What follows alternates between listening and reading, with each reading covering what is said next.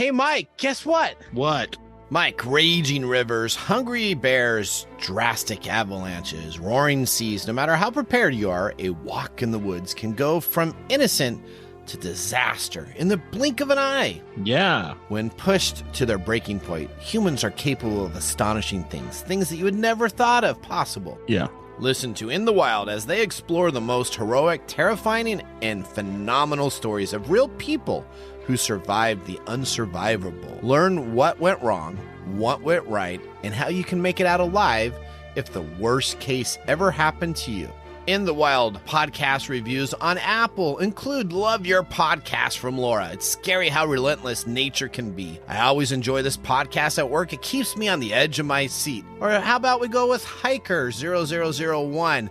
Good stories and good narration. I like when there are sound effects that add to the ambience of the story. In the Wild podcast on Apple Podcasts and everywhere you get your podcast downloads. Broadcasting across the nation from the East Coast to the West, keeping you up to date on technology while enjoying a little whiskey on the side, with leading edge topics along with special guests to navigate technology in a segmented, stylized radio program. The information that will make you go,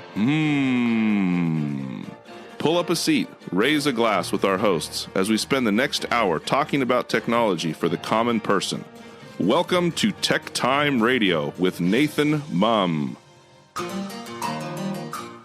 Welcome to Tech Time with Nathan Mumm, the show that makes you go, Technology news of the week, the show for the everyday person, talking about technology, broadcasting across the nation with insightful segments on subjects weeks ahead of the mainstream media. We welcome our radio audience of 35 million listeners to an hour of insightful technology news. Each week, our show covers the weekly top technology subjects without a political agenda by verifying the facts, and we do it with a little sense of humor in less than 60 minutes. And of course, with a little whiskey on the side. I'm Nathan Mumm. Welcome to our show today. We live stream during our show on 5 of the most popular platforms, including YouTube, Twitch.tv, Twitter, Facebook, and LinkedIn.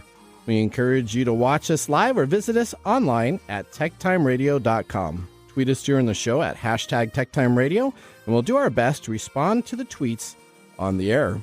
If you enjoy the show, make sure to give us a 5-star review on Apple Podcasts, Spotify, or whatever podcast replay service you may use. I'm your host, a technologist with 30 years of technology expertise, working for Fortune 500 companies across the country. My co-host, Mike Gorday, who was out sick last week, is back. He's an award-winning author from Arizona. Mike is a human behavior expert living in the Seattle area with a master's degree in forensic psychology. Mike is here to keep me from geeking out while providing an insight into human behavior and how it interacts with technology. We're two friends from different backgrounds, but bring the best technology show possible every week for our family, friends, and fans to enjoy.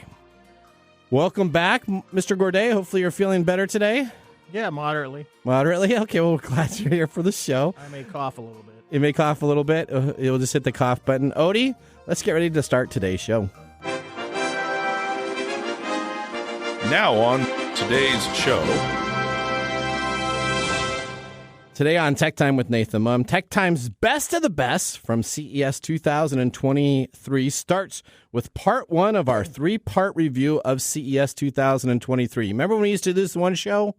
Not with all the technology that's back. We now have 3 parts for CES, and we're really excited today to focus on health and fitness. Are you a Peter Jackson movie?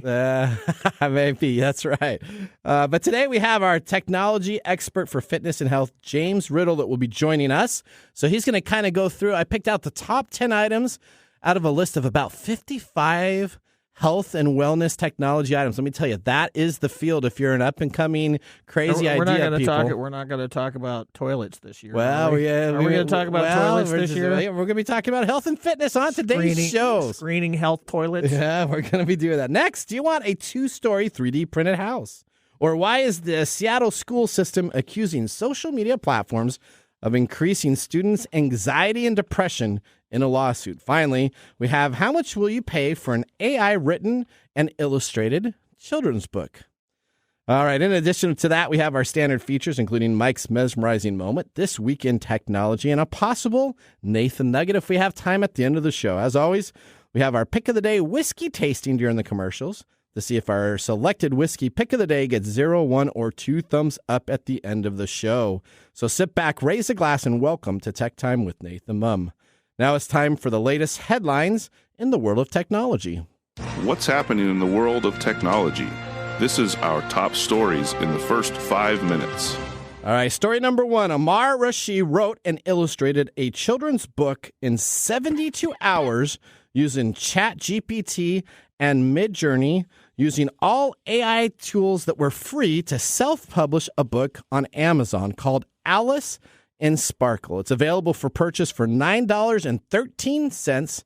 I did purchase this softcover book, but this story is intriguing. Let's go to our correspondent to learn a little bit more about this story. A tech worker made a children's book using artificial intelligence, and digital artists are furious. Amar Reshi says he's even received death threats and messages encouraging self-harm after he shared his creation on Twitter. Both the text and illustrations for the 14 pages long Alice in Sparkle were generated by AI tools, while Reshi's role was to insert prompts and choose from a variety of generated images. Days after he had first come up with the idea, he made his first sale on Amazon, but artists accused him of harming their industry. Commentators cited that AI platforms are trained on other people's work, which is not credited, and some view it as basically stolen. How are you feeling about this, Mr. Gourdet? We were talking about this before. I don't know if I'm going to dignify that with a response. Oh, you're not too excited about this, are you? This offends me to no end. And you have written a book, so there's a little bit of work to go into. You just can't spit one out in 72 hours, huh? The problem I have with this is that first, it's taking credit for someone else's work. Okay. Second, writing is a skill that you develop over time, and you can't be a writer if you're using an AI to do it. If you write a book and you put your name on it, or if you write a book and you put your name on it, that's different. If you use an AI to write a book, that's like, if you're calling yourself a writer, that's like lighting up a model rocket and calling yourself an astronaut. Okay. All right. Well, here we go. Amar was reading a bedtime story to his friend's daughter when he decided he wanted to write his own book. Rashid, a product design manager at a financial tech company based in San Francisco, said that he had little experience in illustration or creative writing, so he turned to an AI tool to do it for him. Using the OpenAI's chatbot ChatGPT to write Alice and Sparkle, a story about a girl named Alice who wants to learn about the world of tech and her robot friend, Sparkle. He then used Midjourney, an AI art generator, to illustrate it. Now, I did some art illustrating that I brought in here, and I told it to do a robot with steampunk and a clock on the background. And look what was generated for me in like 16 seconds. Undoubtedly pretty cool looking. It is pretty cool. Do you know where that stuff comes from? Do you know if the artists that made those are credited for their work? Do you know if the chatbot stole it or not? I do not, but it's because open source, right? The chatbot, well, maybe. Okay. Is it? Well, okay. Well, here's what we got. 72 hours later, Rashid self-published the book on Amazon Digital Bookstore. The following day, he had the paperback in his hand, made for free via Amazon service called KDP. So essentially, it will publish the book for you and send you, as the originating author, a soft copy book itself.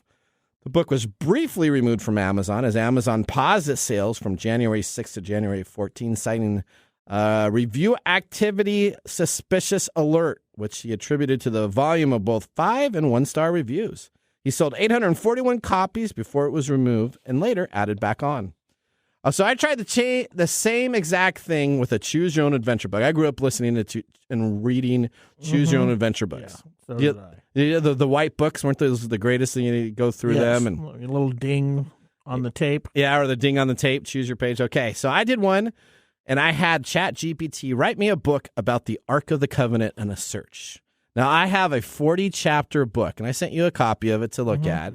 So we're going to look at it, I'm sure, in the after show here. But Chapter 29, The Lost Kingdom, as you continue your journey, you come across a lost kingdom that is said to have many secrets and treasures. But the kingdom holds the key to the next clue, and you must navigate through the kingdom to find it. Do you, A, attempt to find a way to enter the kingdom, or B, attempt to ignore the kingdom and search for the clue elsewhere? Well, if you choose A, the attempt to find the way to enter the kingdom, you discover the kingdom is protected by a powerful army. You must defeat the army to find the next clue. But if you chose B and you decide to ignore the kingdom and search for clues elsewhere, you soon realize the kingdom holds the keys to the clue and you die. Yeah, it's really exciting. So how do you feel about my AI created book? I'm not going to comment on it. Are you going to be first in line to go buy one? I'm not going to be the first in line. All right, so this is going to be a very interesting discussion to have for years to come because this AI technology is not going anywhere, right? So, I mean, it's going to be here for a while. No, we talked about this last week. Yep. In relation to how it's being used for other nefarious purposes. And for somebody created an AI to check that AI because people are using it to turn in schoolwork and college papers. Yep. And while it may not seem like that's a huge deal, it's a huge deal. Now, this is interesting. So I did buy the book of this guy's copy, and he changed his price down to $9.13, which he says is the cost of what Amazon's charging. So he's making no profit on it at all. So he got the book he created. I think he was making profit on it for a couple of the hundreds that he did. And he's had such big backlash. And he does say an AI written book now. So he doesn't say that he's the author. It's actually on it. So he has an AI. But it's very interesting to think about this, where, I mean, people spend 6 months, this is just a team of 10 to 20 people doing a children's book of 12 pages with color to publish it in the year itself. Yeah, if you know anything about the book publishing industry, you know that children's books are one of the most difficult industries to get into. Yep. And this just made it worse. This just made the industry harder to break into for actual writers, not people who are going to go online and play around with a bunch of keys and create something that is not theirs and then pawn it off as theirs. What happens when continue to make it more and more difficult for actual writers and actual graphic artists to actually make a living on that craft? All right. Well, so it takes about 10 to 20 hours a week to produce the radio program, right? So that's about how long it takes of my time. So I'm going to put in what I promised to put in 5 hours for this book. I put in an hour and a half so far. I'm going to put 5 hours. I'm going to see what I can come up with in 5 hours of my time. And if it comes out to be something that's somewhat decent, then I have some really concerns about it because... What concerns do you have about it? You've been all like, oh, this is awesome. Well, I mean, because you're talking about it will replace people's jobs. That's what my concern. This is one of the problems that I have with this kind of stuff is this is one more way in which technology is replacing a craft that is honed over many years with a simple algorithm that I get took time to build, but it's being used to spit out copy that people are going to be using in purposes in which it probably wasn't meant to be used as. All right. You got story number 2 next, right? You're excited about this one, too. Oh, yeah, I love this. Okay. Well, we're going to move right into how the Seattle school system is suing the big tech over youth mental health crisis. Excuse me, my voice went away. Okay. Big tech over youth mental health crisis and concerns about social media's impact on children and teens because of the recent increase over the years. And we've talked about this several times. Seattle Public Schools filed a 91-page lawsuit against the companies behind TikTok, Instagram, Facebook, Snapchat, and YouTube in a federal district court. The school district alleges that students are being recommended harmful content online, exacerbating a mental health crisis, which is also being exacerbated by the pandemic, and social media companies are allowing it to happen. I don't know if you know this, but I just read an article about some young girl who's 12 years old who took advantage of the choke game or the choke challenge and died. Oh, I did not. So this is one of these things that these are talking about is these types of challenges like the Tide Pod. I remember the Tide Pod. That was a big deal, right? So yeah, I'm going to go eat laundry detergent for some reason. Yeah, but this is one of the problems with these types of systems is that, and it talks about it in here, it creates a feedback loop, which is abusive in nature, but is capturing these people and getting them to do things that's harmful to them. The school system, of course, accuses the platforms for increasing students' anxiety and depression because of online bullying, hate, these interesting challenges, if you will. references studies that suggest teens who spend a lot of time using screens are much more likely to receive diagnoses of depression or anxiety, encounter cyberbullying, and loss of sleep. According to the lawsuit, social media companies have exploited the vulnerable brains of youth, hooking tens of millions of students across the country into positive feedback loops of excessive use and abuse. Lawsuit cites a 2021 investigation by the Wall Street Journal in which several teenage girls reported developing eating disorders or relapsing after TikTok promoted extreme diet videos to them. This is something that came out of, I think it was a month or two ago. Yep. Where we see this kind of behavior. And, that's what's going on. So I know there are a lot of lawsuits that are being targeted towards these companies, which I guess was started. We're going to see what happens. So what's going to happen if let's say the school district wins, right? Well, they're not, just like a 91-page type of deal that they're doing. What happens to that money? Does that money actually go in and help the children and the people? And this is my biggest thing on all these lawsuits nowadays. Is that going to help the kids that actually need the help, or is that going to help a lawyer? Is that going to help school administration? Is that going to help everybody that really is not the victim? That's really complicated. Is it going to help the victim? I don't know. Yeah. But the problem is whatever fines these companies get levied against them if they lose is probably a drop in the bucket to the profits they already sees for doing. So why would they change? That's true. Yep. This is the problem with the system in which these guys move, so they can pay off these fines without really. That's why they have insurance. And all they have to do is talk about these strong protections and dedicated features to prioritize their well-being, which doesn't happen. Man, I remember the good old days when I was going to school and got bullied. You got thrown in your locker and you had a little fist fight. You acted like Rocky Balboa, and no one was pulling out any guns. No one was pulling out any knives. You just boxed around until you got beat up, and then you're on the ground. And then, that was a good old days for you? Those were the good old days. Okay. All right. There you go. Here we go. What, you got something to say, Odie? Well, I have a cousin who was bullied through TikTok, and my issue is, what is the school going to do if they're targeting the social media company? Because they already teach anti-bullying, anti-whatever. And when we brought it to the school district, or when we brought it to whoever the principal, no action was taken. And that's my big thing. I agree with you. And this kid, not only did they post a TikTok about my cousin, but it not only just reached the community that we have here, but they posted her phone number online. So we had people calling from Texas and Tennessee and Georgia, targeting my 17-year-old cousin. Yeah, this is unfortunately is a more complicated problem than just social media. There's a lot more that goes into this. What the schools do not have the teacher ability. needs to discipline the kids. Yeah. That did it and then help. But they're already not disciplining the kids in a way that I think is gonna do any real not damage, but my elementary school teacher, Mr. Thacker the Butt Whacker, that was his nickname. Yeah, I grew up in a system where there was capital punishment. Yeah. Was it capital punishment? Yeah, or whatever you want to call it. Whatever it was, where you got swatted.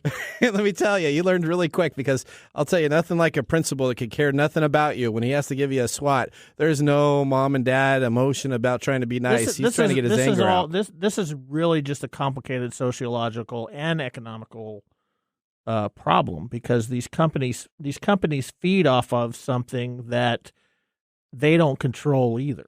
Okay. Because they control, they write the algorithms, but these kids, or not kids, in many times and places, are using these platforms in order to harm other people. And they don't realize the sense of anonymity behind it. They don't realize how far it really goes when you post something out online. Your digital footprint is huge, and it's never going to leave. No, and it never leaves. That phone number is out there forever. Exactly. It's not going away. We've got a lot of human physiology and psychology going on here with indifference and self-harm and all kinds of. There's a lot to this that makes this incredibly complex mess. We could probably do. Is this going to help? We hope so. Who knows? We hope so. All right, story number 3. 3D printed homes now are working on a 2-story house in Houston. Houston is getting what is believed to be the country's first 3D printed 2-story home. Let's go to our Houston, Texas analyst for more on this story. In It's imagination meets innovation. It's the first of its nature in the U.S. because it's two-story, fully printed on the outside. This plot of land in northwest Houston isn't your typical construction site. It will have wood framing for the subfloor and for the roof. It's the future home of a 4,000 square foot, 3-bedroom, 2-bath house, 3D printed in concrete. But this house isn't being built to be sold. Mostly it's for research to see how this technology can be used in future construction. They estimate 3D printing a house of this size could eventually be done in as little as 12 days. All right, the 12 days is going to be the most ambitious thing I've heard, because let me just tell you what's going on. The 3D printing house market is taking hold. We talked about this about a year ago. Yeah, we had somebody on New York. They're doing a one-story house.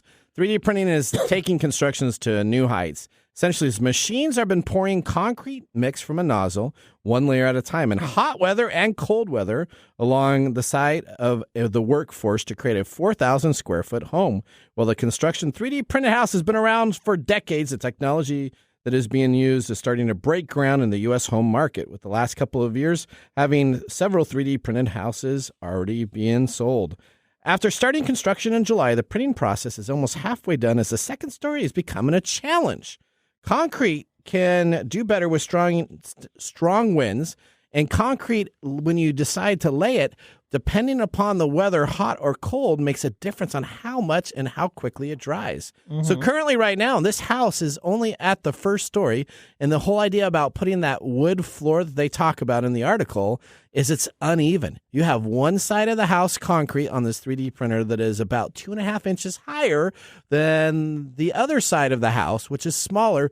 The same process was used, the same exact computer AI system was used, but guess what happens when concrete dries? Because there's different textures of water, it does not make the house equal. That's how our technology, our ability to use technology, comes up against the natural world. Now, I don't know if you've seen any of these 3D houses, but these 3D houses are not very good looking either. They are just layers on layers on layers of this concrete type of deal. So as much as we're all excited about 3D houses, do they look like a cruller? A donut? They look like something you would see out of the Flintstones. That's the only thing I can take a look at. Is that your take on it? That's my only thing. Yeah, it's a Flintstone type of process. So best of luck to all those in the 3D printing technology business for homes. I don't think any construction workers have to worry about an AI chat GPT replacing them on their concrete stuff. Well, that ends our top stories in the first 5 minutes. Coming up, we have TechTimes Best of the Best from CES 2023, as we're going to start our first part of our 3-part CES 2023 review. Today, we focus on health and fitness with our TechTime medical expert, James Riddle, joining us. You're not going to want to miss this segment. We'll be right back. You're listening to TechTime Radio with Nathan Mumm.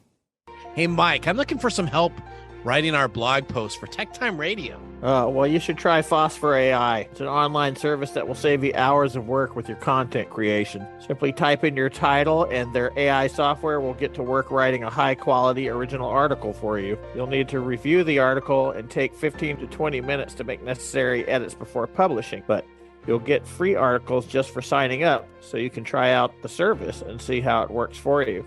How many articles do I get free? I already said you get 3 free articles. You should listen when I'm talking to you. Phosphor AI pricing is very reasonable for the quality of content that you'll get. Why waste time writing the content yourself when you get Phosphor AI to do it for you? Visit them online today at Phosphor AI. Again, that's PHOSPHORAI.com.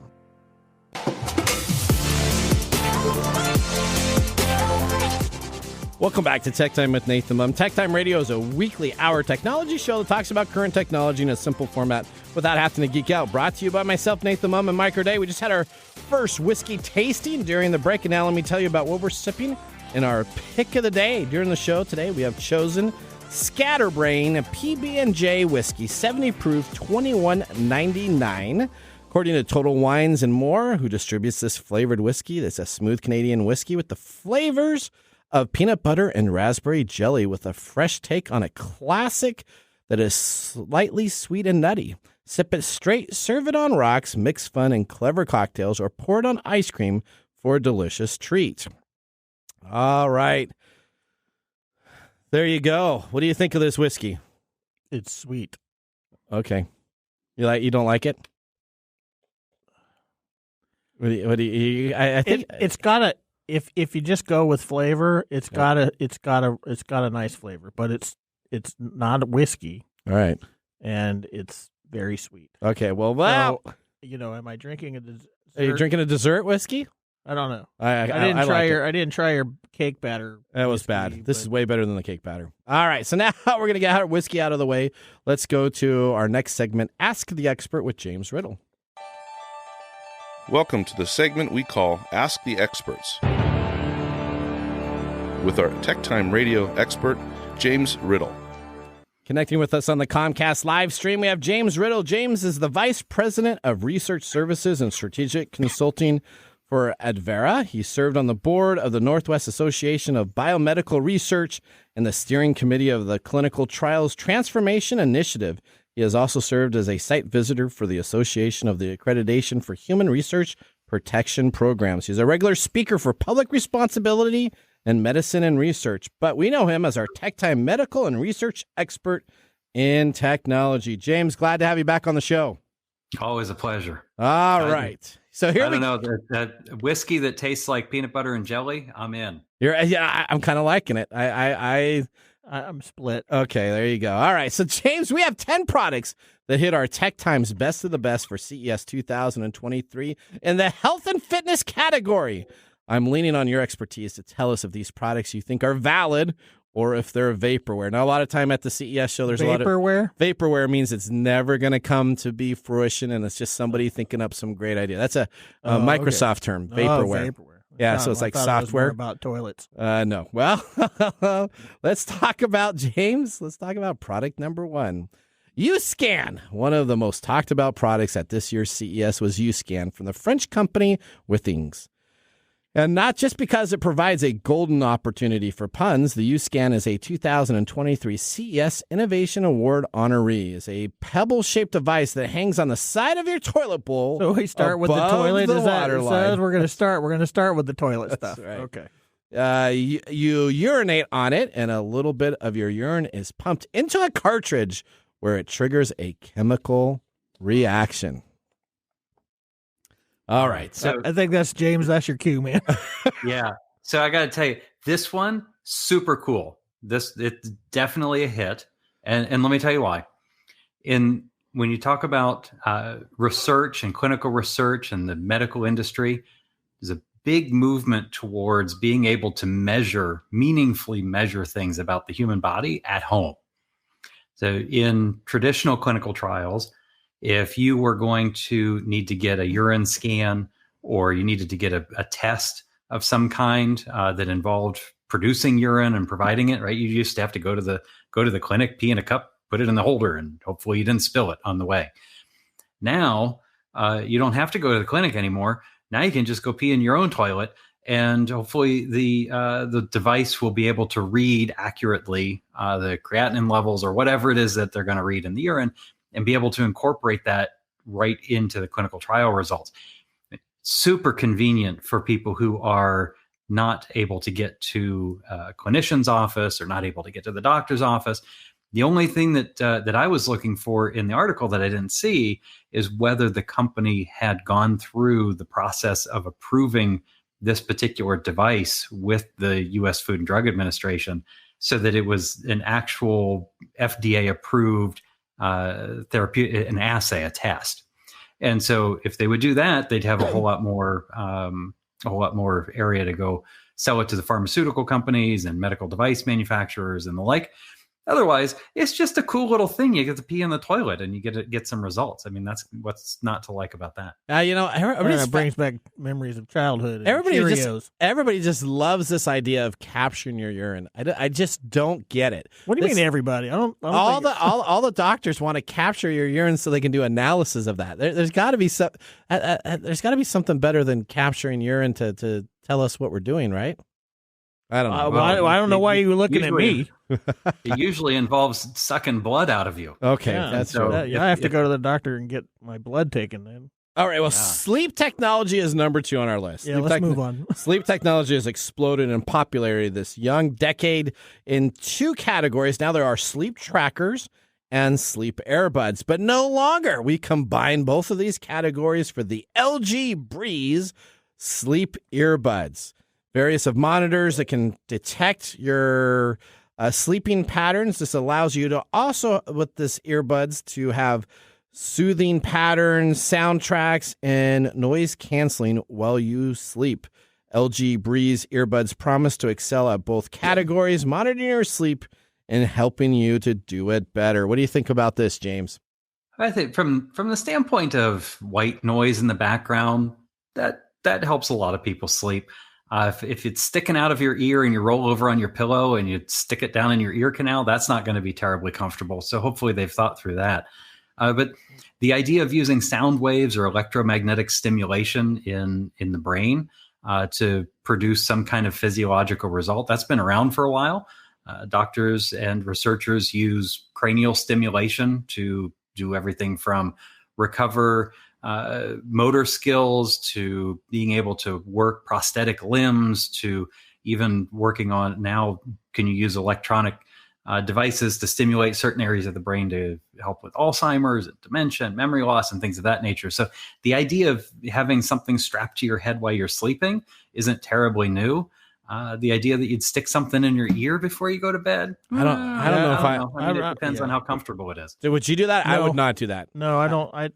If I need a white noise something, I'm going to have it sitting where I'm not going to roll over and stab my brain. But you know what? My wife and other people I know, if they sleep with their earbuds in. Well, I don't get that. I Is can't. it the size of an earbud, or is it like a stick? It's like the size of an earbud. I would think it Is would it the shape of an earbud, Yes. though? fall out or get smushed in there. I'm not. I don't know. I mean, I like the idea. Okay. The idea of sleeping with my earbuds in, no thanks, though. Okay. All right, here's the next thing. This is cool. The world's first smart punching bag. As if Okay. you're a boxer. All right. Okay, you're excited about this, right here? Well, You're gonna be. I'm a former martial artist, so let's talk about this. For $800 from a French company, essentially on a play on uppercut. It's I-Percut. I-Percut. So it's like uppercut. I-Percut is a 2023 CES Innovation Award honoree. The cover slips over a regular heavy bag and has 8 pressure sensors, transforming the bag into an intelligent target for boxing, fitness boxing, kickboxing, MMA training, etc. With the I-Percut app, you can plan your training session and create exercises according to your level. Then hit and kick the constantly changing lit sensors. Your workout is gamified and interactive. Yeah, that's pretty cool. Hey, You're liking this now, huh? Oh yeah. Okay, you like this idea? What do you think, James? Yeah, I mean, if you're into MMA, I'm liking this idea. I mean, the whole idea of gamifying your workout. I mean, who would have thought that people would drop $4,000 on a home exercise bike from Peloton? Yeah, they sold a whole bunch of those things. No kidding. They did. They have a whole company based on it's somebody on there saying you can do it. You can do it. Some coach that tells you way to go and builds your ego up as you do that. Yeah, I mean, in this world where everybody will hop onto Instagram and see how many likes their recent post got. I mean, if you have somebody saying, punch harder, punch here, knock this dude's head off when they're doing their MMA kickboxing routine, it helps them exercise. If they can collect $800 from MMA fighters, more power to them. So they already are selling out of this device. Oh, I'm sure this a waiting would be list. something I can't would wait for buy. the dude bros to be like, oh yeah, I have the, what is it called? I-Percut. I-Percut. Yeah. I got the I-Percut I'm in my waiting. bag. I-Percut is like $800. I'm waiting for somebody Yeah. that has one that bitches about it because the gym won't let them bring it in I'm- there. I'm- Like, I'm oh man. I'm not really seeing a whole lot of application in the medical research and device field. Okay, well, that was the health and all right, there we go. Alpha Beats, not to be confused with the Danish pop band of the same name. Alpha Beats is a health technology company that has been around since 2019. At the CES, though, 2023, the company was recognized as an Innovator Award honoree for its Alpha Beats device, a portable headband-style tool that monitors brain activity and uses music to help athletes enter a flow state. This kind of reminds me of the balancing bracelets that you would put around your wrist or your head type of deal. This thing looks like a 1970s I don't know, like wristband type of deal that you have on here. But what about alpha beats? Tell me why this is a good thing, because when I looked at this, I was laughing. Entrainment. What's that? Entrainment. All right. James, what do you think? Yeah, so I like the alpha beats if they can prove their claim that the device has some noticeable improvements in mental function over time. Okay. Same issue that we were talking about with the earbuds. So there's a long research history of folks using electromagnetic stimulation, et cetera, in the brain to produce certain physiological results. Yep. If they go and prove that to the U.S. Food and Drug Administration via the 510K or other regulatory pathway, which is not an easy thing to do, which is why most of these things are just consumer products, it's an interesting consumer product. But if they can actually quantify and prove to the FDA that this thing actually does improve mental function over time, boy, howdy, buy some stock. Okay. Because the FDA is the key part, isn't it? The FDA breakthrough. The FDA approval really makes it sound and valid, right? That's kind of the measuring stick. It makes it valid for medical use, right? Okay. Yeah. Not for entertainment purposes. If they went through the FDA's regulatory approval process, then they would be able to allow physicians to prescribe it as a medical device, even though it's a digital therapeutic. And there's a lot of digital therapeutics that are approved on the market to treat everything from PTSD to hyperactive disorder, et cetera. But it's not an easy or inconsequential thing to prove to the Food and Drug Administration that your device actually does what it says it's going to. So it's the same. It's the difference between a approved pharmaceutical agent and a unapproved herbal supplement that you would get at the drugstore. Gotcha. All right. Are you in the search for a quicker solution? How about brushing your teeth in 10 seconds flat? Developed in France with the help of dentists, the Y brush has over 35,000 nylon bristles that brush your teeth at once using sonic vibration. Previously available in Europe, the $90 Y brush has now made its USA debut at CES. Did you see this thing? I thought this was awesome. This is like a That's a thing that looks like a mouth guard. Yep. And you put the toothpaste in it and put it in there. And yep. All right, James, what do you think about this? I got to tell you, all I could think of was putting too much laundry detergent in the washing machine and having the foam coming out of your mouth when you have this thing in there. Yeah. I don't know. But it's 2 minutes. I mean, it takes 2 minutes to brush your teeth. Is 10 seconds from 2 minutes going to make that difference in your life? They're gonna keep telling you to do 2 minutes because that's what the standard is. 10 seconds? No, you got to do 2 minutes. I don't know. I get where they're heading with that. You get back 2 minutes of your life every day times your entire life. That's a pretty long amount of time. But what are you really going to do with that extra time? I mean, maybe drink an extra cup of coffee, or maybe do something that isn't as good for you as brushing your teeth. I'm gonna pee on my thing in the toilet and yes. Listen to my earbuds. That's right. All right, now the next. And then go whack your MMA bag. That's right. Then go hit my MMA bag to get off that. Avice MD is a smart energy. Wearable stethoscope developed by the Singapore medical technology firm Avius Health. Now, I don't know if this is a legit company or not. That's why we have you on here, James. The idea of this lightweight sensor continuously and passively analyzes chest sounds and logs measurements for respiratory rate, heart rate, and wheeze into a companion app. Powered by AI, the device can also detect and analyze abnormal lung sounds to determine if what it hears is an indication of diseases like asthma or COPD. What do you think about this? Well, the Singapore National University Health System, definitely a legit place. Okay. And Singapore has 3 major health systems in the country. The National University Health System is one of 3, and they do some just absolutely flat out amazing research there. So the product itself probably falls into the same category of, can they prove what they are what they're saying? Or is it just an interesting consumer device? Based on the article, though, sounds like it's legit.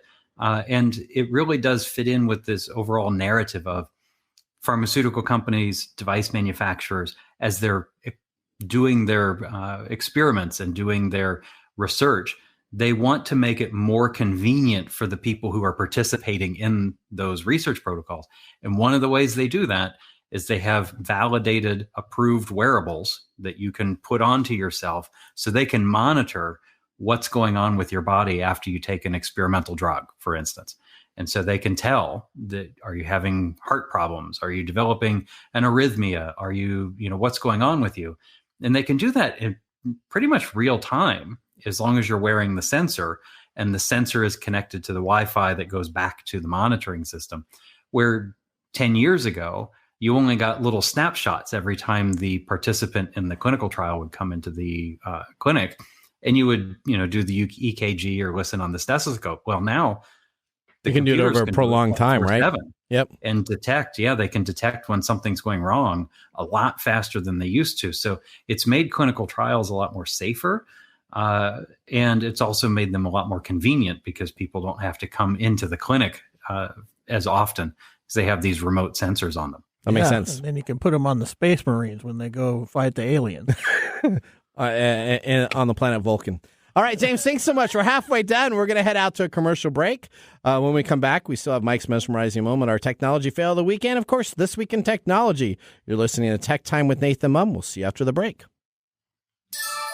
This is Marc. And Greg. For Copiers Northwest. With a terrific offer. Called Printer Care Plus. It's simple. Buy HP printer cartridges from Copiers Northwest and we'll service your current printers for free. That sounds too good to be true. It's made possible due to our HP Copiers Northwest relationship. Copiers Northwest is an HP Platinum partner. One of only 2 in the entire Northwest. And now with Printer Care Plus, Copiers Northwest will provide free printer service. As long as they purchase genuine HP cartridges from Copiers Northwest. That's right. IT departments no longer have to service printers. Or fix paper jams with Printer Care Plus. They can focus on more strategic initiatives. And let our experienced technicians keep their HP printers up and running. Sounds like a love-love relationship for IT departments. Don't get too carried away. So how do they get more details on Printer Care Plus? Call Copiers Northwest today, 206-282-1200, or visit copiersnw.com.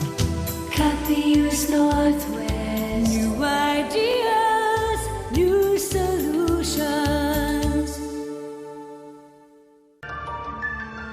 And now, let's look back at this week in technology. All right, we're going back to January 15th, 2001. Wikipedia goes online and home bookshelves clear the way for real books. Wikipedia, a free wiki content encyclopedia, goes online. The door-to-door encyclopedia salesmen were mourning as January 15th, 2001 was 2 days after the domain was registered by Jimmy Wales and Larry Sanger. The concept and the idea was to have a non-centralized organization that can control editing. The characteristic greatly contrasted the contemporary digital encyclopedias such as Microsoft Encarta and Encyclopedia Britannica. Initially, Wikipedia was conceived as a feeder project for the Wales-funded Nupedia, the online encyclopedia project edited solely for experts, but providing additional draft articles and ideas for it.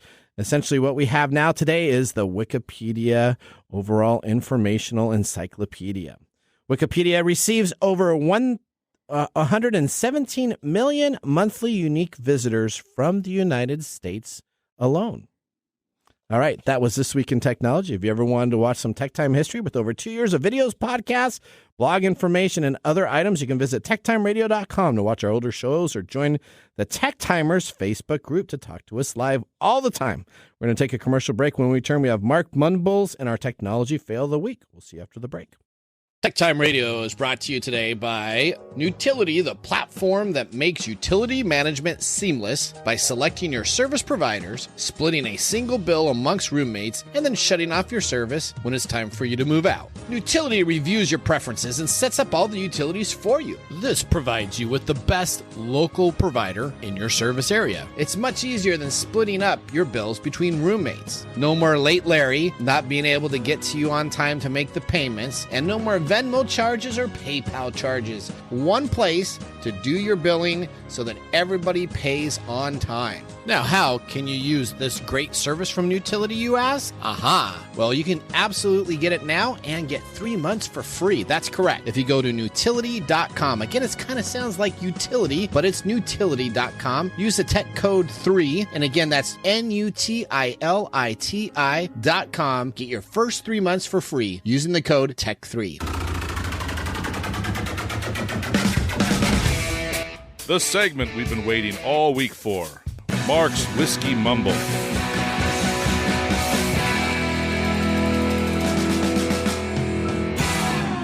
Well, today, January 17th, is National Bootleggers Day. Oh, wow. Okay. Yeah, it marks several key events: the start of Prohibition in the U.S., the distillation of Templeton Rye whiskey, and the birthday of the infamous gangster Al Capone. All righty. Yep. What is most interesting is how all three events are interconnected.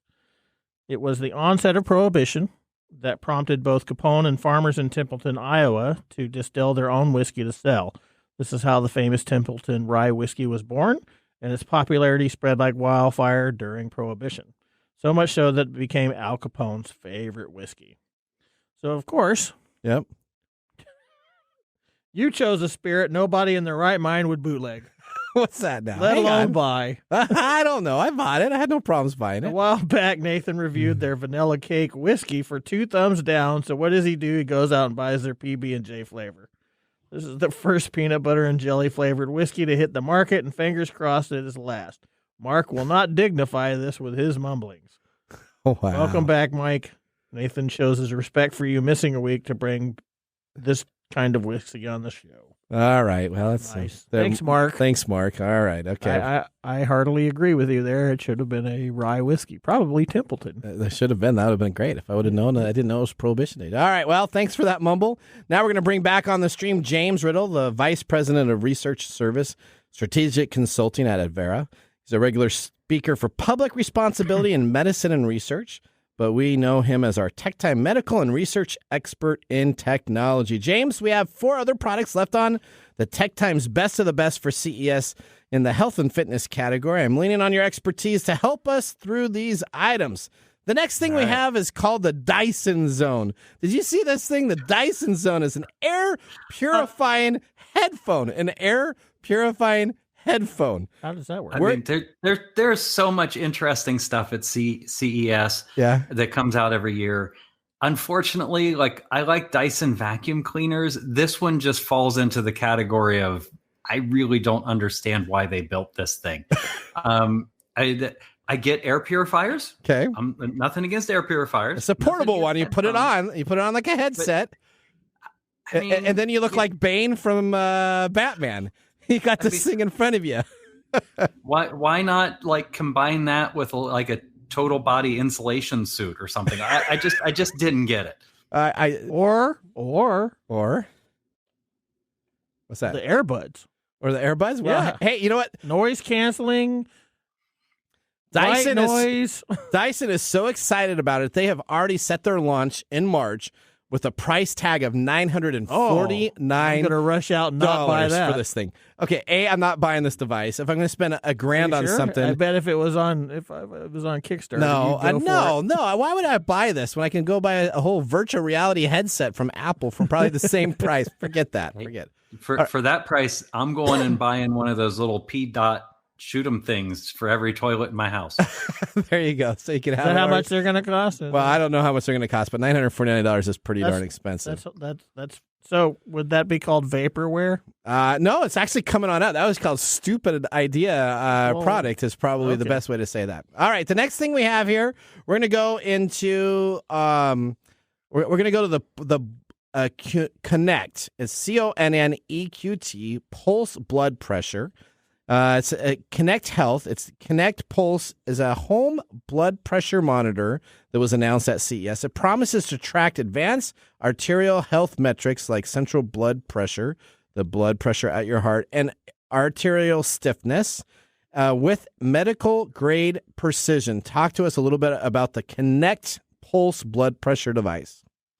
I looked at this one too, and there's lots of blood pressure devices on the market already. Okay, I think we used to have one on the show. Yeah, I didn't see. I mean, the app is the app angle is kind of cool. If they get this blood pressure device incorporated into medical research, maybe it adds some value. But there's already a lot of FDA-approved, very cool, validated blood pressure collection devices on the market. So it's interesting, but it's kind of a Me Too product. It's not I didn't see it as wow, this is a real game changer. And there's another company that kind of doing the same exact thing that is still pending FDA clearance, and that's called the Valencell. Did you see that one too? Yeah, that kind of falls into the same category. They've got a little bit of a Me Too product where they do some more blood pressure monitoring and such like that. If they get FDA approval, it's more interesting because now it has more applications for clinical research and being able to collect clinical data remotely. But there's already some of those out on the market as well. All right, our last item here. Everybody wants one of these. A smart ring. Why does everybody The want one? female-focused Eve, which is called evering.com, promises to help track a bunch of lady stuff, moods, and health fitness metrics like your resting heart rate, your heart rate variability, blood oxygen, saturation, respiratory rates, skin temperature variable. This device is available for $300, and it's made with a polished aluminum and will come in 3 different finishes. Now, are you jumping to buy one of these? You know, I think the most interesting thing in that whole intro is that it comes in 3 different finishes. That's got to be the coolest part of this thing. It's also female focused there, bud. It is female, but it was a technology at CES, and we're not just a like man. You said everybody wants one. Well, I don't think everybody wants one. Well, maybe not. Okay, all right. There you go, James.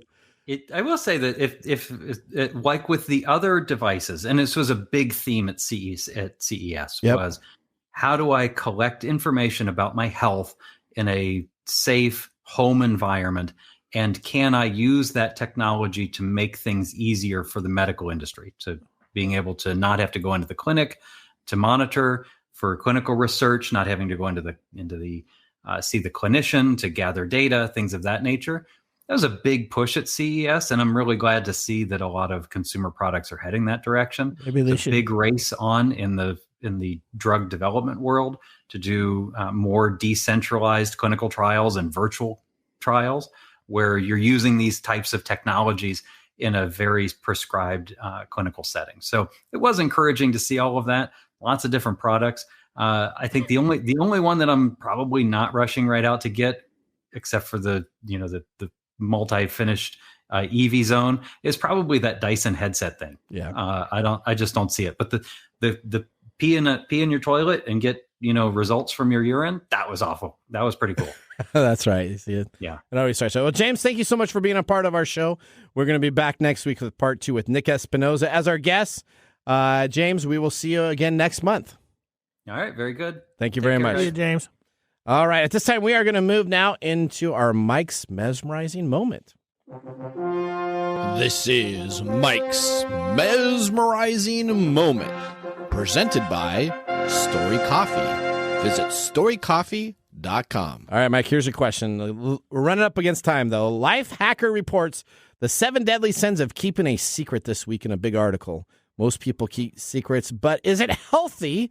Is it good to keep secrets or not for humans? This is like most of your questions, very broad, general, and very complex to answer. Okay. Everybody lies. Everybody keeps secrets. Okay. It's the quality or the type of secret that you're keeping that can make it a problem or not.